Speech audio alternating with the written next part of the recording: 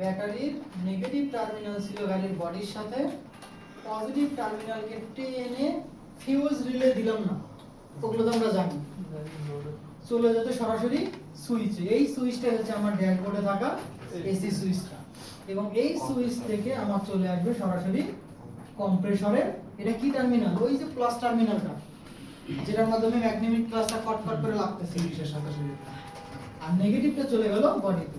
তার মানে আমি যদি কোনো কারণে এই জিনিসটাকে অ্যাটাচ করে দিই, আমার তো এখানে নেগেটিভ দেওয়াই আছে, এখানেও নেগেটিভ দেওয়া আছে, মানে নেগেটিভ কারেন্ট আছে, শুধু পজিটিভের অপেক্ষা। এটা যখন কোনো কারণে মিলাই দেবো, কারেন্ট গিয়ে সরাসরি কম্প্রেসরকে চালাবো। যে গাড়িতে ছিল না তারা এইভাবে কাজ করে। এখন কথা, সমস্যা কি, ভালোই তো, লাইন দিলে কাজ করবে, লাইন ছাড়া কাজ করবে না। তো আপনি বের আবার যেমন গিরে গেলে গেলে যায় গেলেন। এই জায়গায় যে সমস্যাটা আছে, এই এসি সুইচটা অনেক ড্রাইভার কি করতো, সকালবেলা যখন গাড়ি কোনো গামছা বা ন্যাকড়া দিয়ে মুছতো, কোনো কারণে অসতর্কবশত দেখা যেত যে এসি সুইচে চাপ পড়ে গেছে।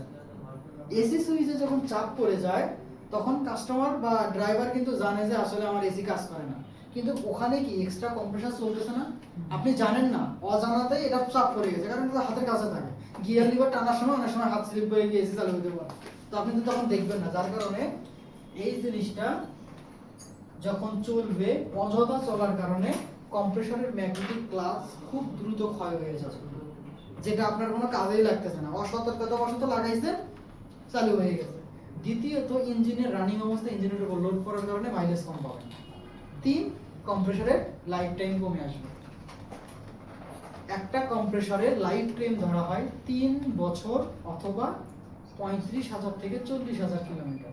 এখন আপনার যদি এভাবেই কম্প্রেসর মোটামুটি 5 থেকে 7 বছর চলে, বা 5 থেকে 7,000 কিলোমিটার চলে, তাহলে লাইফ টাইম অনেকটা কমে আসবে না?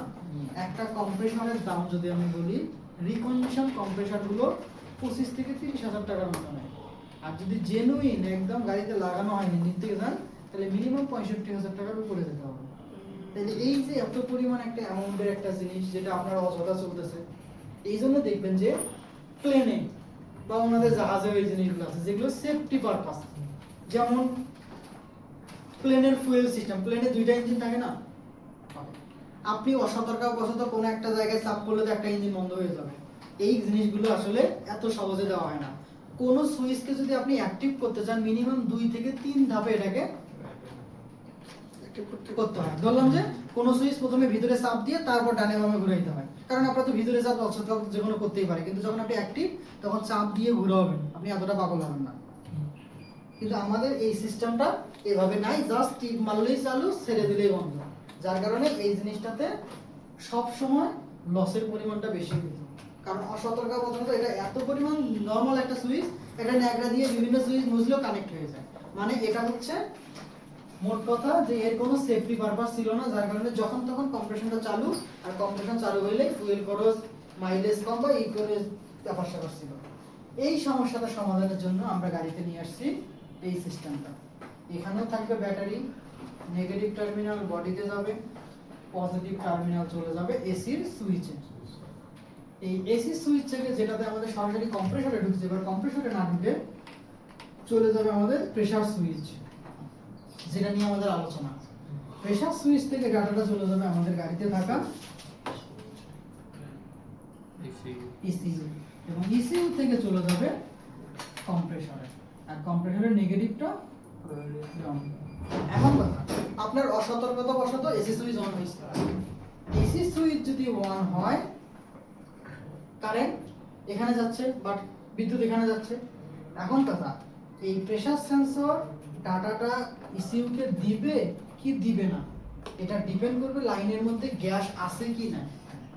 আচ্ছা, লাইনের মধ্যে গ্যাস থাকলেও চলবে, না থাকলেও চলবে না, কারণ ওর কথা ম্যাগনেটিক ক্লাস অন হলে আমি করবো, এখন বাতাস ঠান্ডা হোক আর গরম হোক আমার দেখা যাবে না।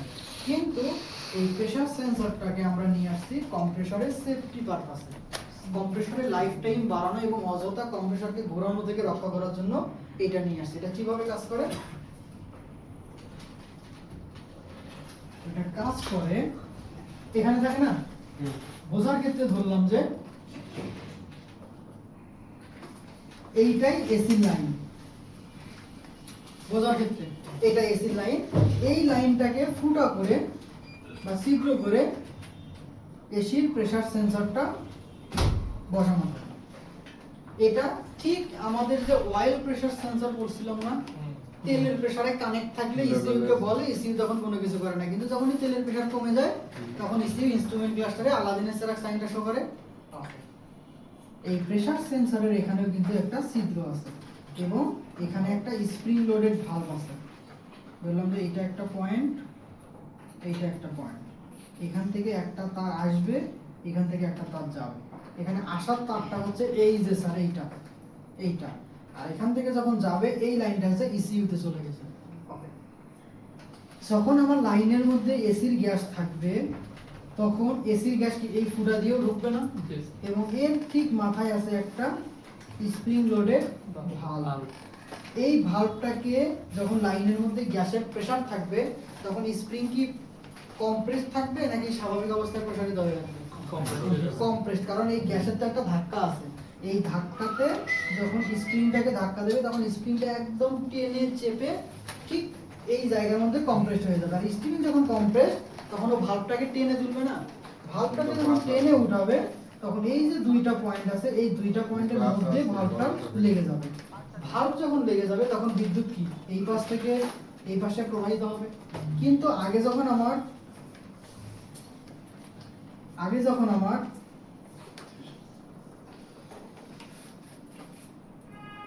এই অবস্থায় কি দুইটা পয়েন্ট কানেক্ট না ডিসকানেক্ট? এই অবস্থায় দুইটা পয়েন্ট ফাঁকা না, তাহলে এই পয়েন্টটা কানেক্ট কখন হবে স্যার? এখানে যখন এসির গ্যাস এসে ভালভটাকে ধাক্কা দেবে, ভালভটাই মূলত এদের মধ্যে তারের মতো কাজ করবে। তাহলে কথা আমার এই দিক দিয়ে লাইন ফুটা গ্যাস বের হয়ে গেছে, তাহলে এখানে কি আমার যে পরিমাণে চাপ দিয়ে দুইটা সুইচকে কানেক্ট করতে হয় সেই পরিমাণ চাপ পাবো? তার মানে এটা ফাঁকা হয়ে থাকবে। যখনই ফাঁকা হয়ে থাকবে তখন এই ইনফরমেশনটা কি ইসিইউ পাবে? ইসিইউ তো পাবে না। যখন ফাঁকা তখন তার ইসিইউ ইনফরমেশন পাচ্ছে না। ইসিইউ কখন ইনফরমেশন পাবে? যখন লাগা থাকবে। লাগা যখন আছে তখন ধরলাম যে আমি এসি সুইচ অন করছি, যখন ও বলবে হ্যাঁ ভাই আমি কানেক্টেড, তখন এখান থেকে ডাটাটা এই দিয়ে দেবে। যখনই এই ডাটাটা এখানে আসবে তখন ইসিইউ বলবে না, যেহেতু প্রেসার সেন্সর বলছে তখন কম্প্রেসরটা চালু করতেই হবে, তখন কম্প্রেসর চালু হবে। কিন্তু যদি লাইনে কোনো গ্যাস না থাকে আপনি তারপরেও এসি সুইচ দেন, বিশ্বাস করেন জিন্দেগিতেও কখনো আপনার কম্প্রেসর চলবে না। কেন? কারণ ইসিইউ তো ডাটাই পাবে না, ও ডাটা না পেলে কম্প্রেসর কিভাবে পাবে? স্যার এসি মানে কম্প্রেসর না চললে প্রেসারটা উঠবে স্যার, গ্যাসের প্রেসারটা বাড়বে কিন্তু কম্প্রেসর না চললে ওইটাই তো আবার বলেন না চলে তাহলে গ্যাসের প্রেসারটা বাড়বে কিন্তু আর ওই বাল্বটা লাগবে কখন পারবে না। আপনাদের মাঝখান থেকে কোথাও অন্য জায়গায় গেছেন, আমি আরেকবার একটু দেখাই দিচ্ছি, আরেকবার রিক্যাপ করি।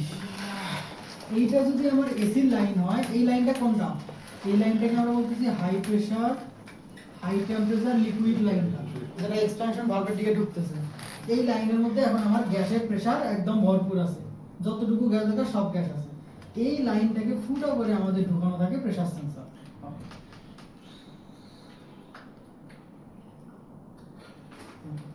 এই লাইনটাকে যখন আমরা ফুটা করে প্রেসার সেন্সরটা ঢুকাই দেই তখন এই প্রেসার সেন্সরের এই জায়গাটাও ছিদ্র থাকে, যার কারণে এই দিক দিয়েও গ্যাসের প্রেসার ঢোকে।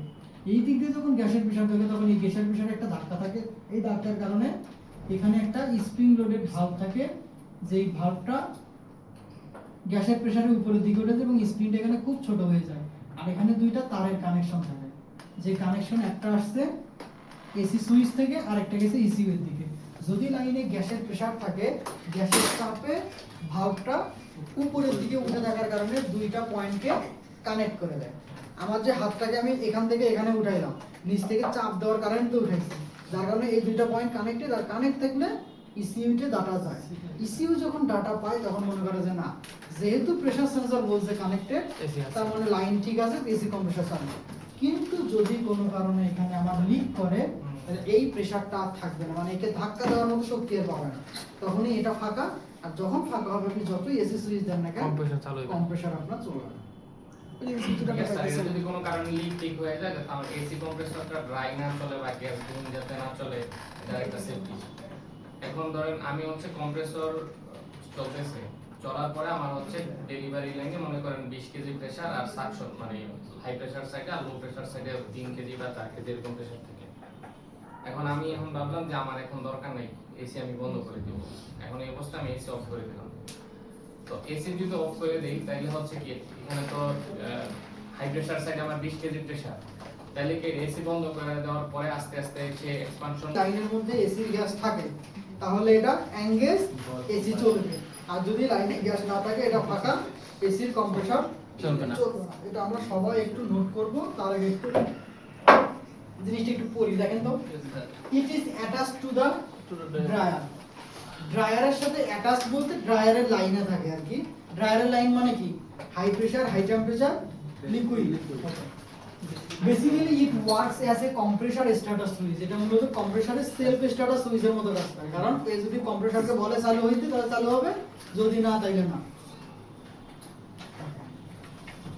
Normally if the line is full of refrigerant, যখন লাইনের মধ্যে এসির গ্যাস, রেফ্রিজারেন্ট বলতে ওই যে আর 134 যখন ফুল ফিল থাকে, ইট সুইচ ইজ দ্য কানেক্টেড, অর্থাৎ এই সুইচ কানেক্ট অবস্থায় থাকে। when AC is turn on, তখন এসির কম্প্রেসর চালু হয়ে যাবে, এসি চালু হয়ে যায়।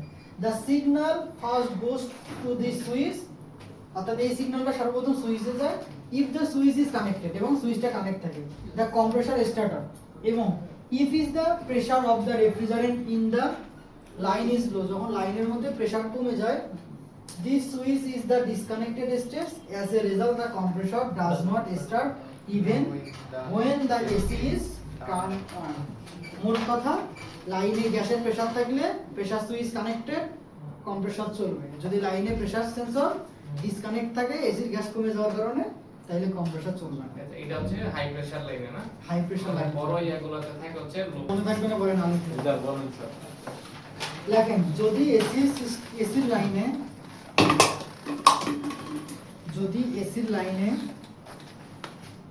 গ্যাসের প্রেসার ঠিক থাকে, হাই বসলো এখানে এসে বসেন। যদি এসির লাইনে গ্যাসের প্রেসার ঠিক থাকে,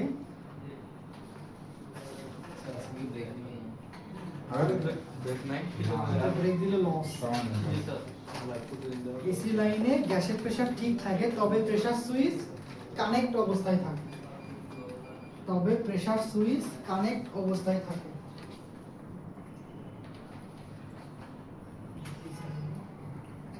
প্রেসার সুইচ কানেক্ট অবস্থায় থাকে এবং কম্প্রেসর চালু হয়, এবং কম্প্রেসর চালু হয়।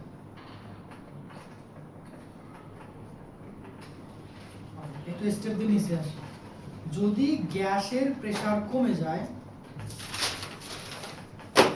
যদি গ্যাসের প্রেসার কমে যায়,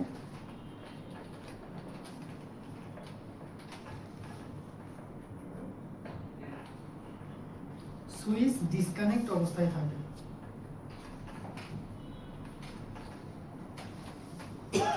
সুইচ ডিসকানেক্ট অবস্থায় থাকে।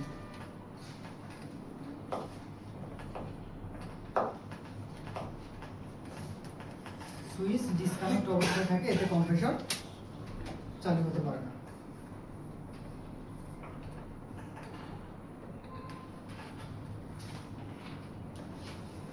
এইটা লিখে খালি এই পার্টটা একটু লিখুন। এসি ব্যাটারি থেকে এসি সুইচ থেকে প্রেসার সেন্সর, তারপর এসি, তারপর কম্প্রেসর। জাস্ট এই লাইনটা একটু আটকান।